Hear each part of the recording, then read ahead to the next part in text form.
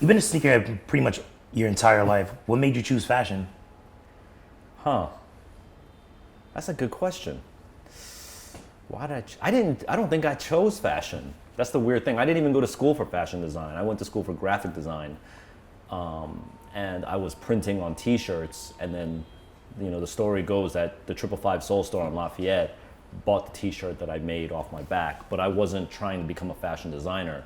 Yeah, so I don't know if you know, but that's how it started. I was wearing a t-shirt that I hand printed at Parsons School of Design, and the manager of 555 was like, yo, I like that shirt, would you get that? And I was like, I made it. And he's like, make 12 and we'll sell them at 555. And that's how Staples started. And then that turned into that. So the manager of Union then saw the shirt at 555 and he's like, yo, I want some of that shirt too. And so he bought 12, and then 555 bought 24, and then Union bought 36. And that's how Staples started. So I don't know, it's just, I don't really consider myself like a fashion designer. I'm more of like a communication designer, and I use fashion as a medium for communicating currently. How did you break into the sneaker industry then? So that's a great story. You mean into like actually designing shoes? Designing sneakers, making your own shoes. Yeah, and working with them, yeah. I mean, the first one was Nike that I got to work with. And at the time, I was art director of the Fader magazine. So I was designing like the first 20 issues of the Fader magazine. And part of that was I got to write articles a couple times here and there. They let me sort of input in some articles. And this is back in 1998, so you're gonna remember this time, but this is where Nike Japan, COJP, if you remember that Nike COJP term, this was a thing that Nike Japan was doing where they would release like Japan only, 100 pieces, only at Atmos type shit. And you couldn't get it anywhere else. And the only way to get them was to parallel import them, which is how a Flight Club was even born, you know what I mean? And so I wanted to know why Nike Japan was doing that. Like, if you know it's selling out, why wouldn't you sell them at my local Foot Locker and Athlete's Foot?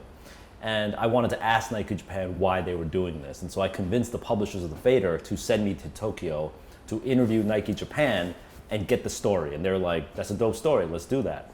So I went to Japan, blind, knowing nobody. What year was that? 98. 98 in Japan. Yes, 98 in Japan. Domainy had vintagekicks.com back then, not Flight Club yet.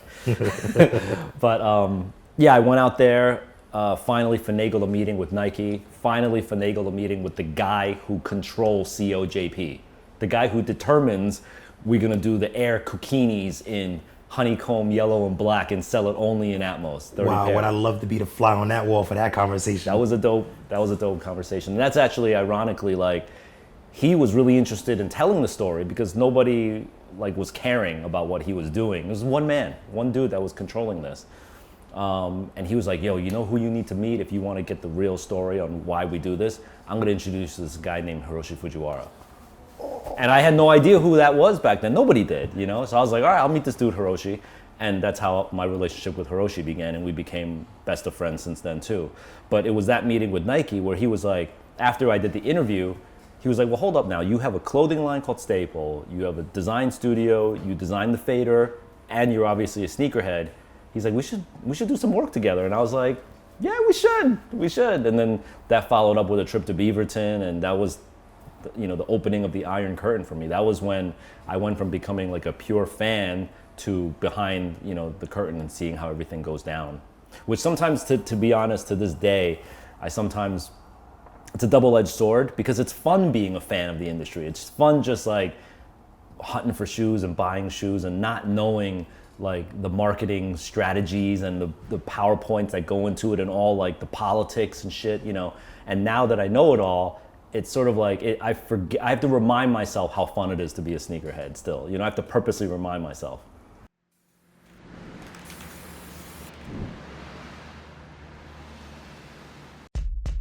Sixth grade is when Jordan 3 came out.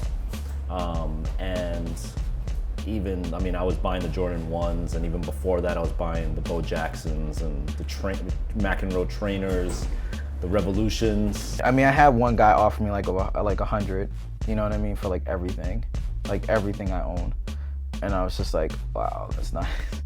But, and it's a nice number, but I don't know. I just can't